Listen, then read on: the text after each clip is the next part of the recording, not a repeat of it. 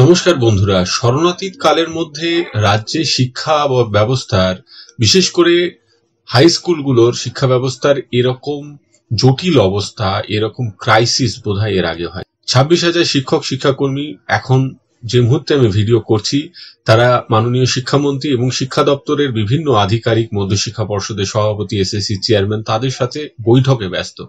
পাশাপাশি উচ্চ মাধ্যমিক সভাপতি তিনি চিরঞ্জীব ভট্টাচার্য তিনি বলেছেন যে ক্রাইসিসটা তৈরি হয়েছে, শিক্ষকের যে অভাব তৈরি হয়েছে, প্রয়োজনে ক্লাস্টার করে স্কুল নেওয়ার কথা, অর্থাৎ আশেপাশে স্কুলের যত শিক্ষক রয়েছেন বিজ্ঞান বিভাগের বিশেষ করে, তারা প্রতিবেশী স্কুলগুলোর ক্লাসে কিন্তু সাহায্য করতে হবে প্রয়োজনে। এখন এই প্রয়োজনটা সবটাই কিন্তু অনুমান ভিত্তিক। সুপ্রিম কোর্টের রায়ের পর রিভিউ পিটিশনও ব্যর্থ হলে তখন যে সংকট তৈরি হবে, যে শূন্যতা তৈরি হবে, তার পূরণের জন্য বিভিন্ন ভাবনা চিন্তা তারই একটা অঙ্গ। এটাকে আলাদা করে আমি বিতর্কের মধ্যে ঢোকাতে চাইছি না, এটা একটা প্রস্তুতি হিসেবেই ধরছি।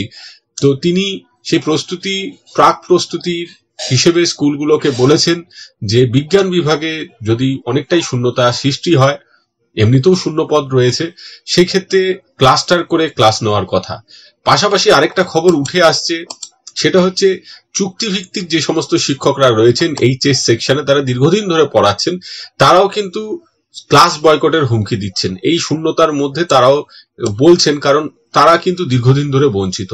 বর্তমানে তারা মাত্র 14,775 টাকা বেতন পায়। তারা কিন্তু এইচএস এর ক্লাস নেওয়া থেকে ভোটের কাজ, বিভিন্ন ডিউটি তারা করে। সত্যিকারই বর্তমান পরিস্থিতিতে দাঁড়িয়ে এই বেতন মানা যায় না।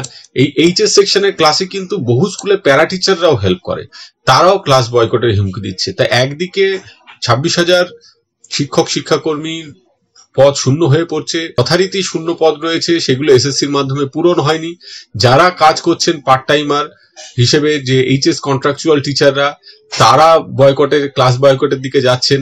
পার্শ্ব শিক্ষকরা, তারাও 8 পর্যন্ত পড়ানোর কথা, কিন্তু বহু স্কুলে 9, 10 এমনকি 11, 12 ক্লাস নেন, তারাও ক্লাস বয়কট এবং আন্দোলনের কথা বলছেন।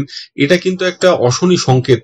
রাজ্য সরকারকে এই বিষয়টা মোকাবিলা করতে হবে। তাদের এই যে আন্দোলনগুলো হচ্ছে, যার অনেকটাই কিন্তু সঙ্গত, পার্শ্ব শিক্ষকদের আন্দোলন, এইচএস কন্ট্রাকচুয়াল টিচারদের আন্দোলন, তাদের আন্দোলন সঙ্গত, যেখানে গ্রুপ সি গ্রুপ ডি চুক্তিভিত্তিক কর্মচারীদের বেতন কিন্তু অনেকটাই, প্রায় 37,000, 38,000, 39,000 এরকম বেতন। গ্রুপ সি বেতন পাচ্ছেন কন্ট্রাকচুয়াল 39,000, গ্রুপ ডি বেতন পাচ্ছেন 37,000। সেখানে এইচএস সেকশনে একজন টিচার পড়াচ্ছেন, তিনি 14,775 টাকা বেতন পান।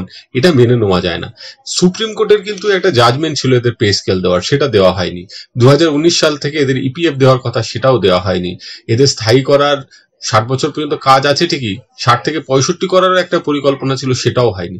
ফলে দাবি দাবা প্রচুর রয়েছে, এবং এই শূন্য স্থান পূরণ করার ক্ষেত্রে তাদের একটু বাড়তি দায়িত্ব দিতে গেলে, এখন যদি তাদের বেতন না বাড়ানো হয়, সেটা প্যারা টিচারই হোক, চুক্তিভিত্তিক টিচারই হোক, কিন্তু ভীষণ সংকট। যাদের যোগ্যতা রয়েছে, যারা দীর্ঘদিন ধরে যোগ্যতার সাথে পড়াচ্ছেন, বেতন কম পাচ্ছেন, সেটা একটা ডিমোটিভেশন হিসেবে কাজ করছে। তারা যদি বয়কটে চলে যায়, স্কুলগুলো চালানো সত্যিই খুব সমস্যার হবে। তাই রাজ্য সরকারের অবশ্যই বিবেচনা করা উচিত, HS contractual teacher, para teacher, এদের বেতন অবশ্যই বাড়ানো উচিত। আজকে এই পর্যন্তই। সকলে ভালো থাকবেন, সুস্থ থাকবেন। ধন্যবাদ।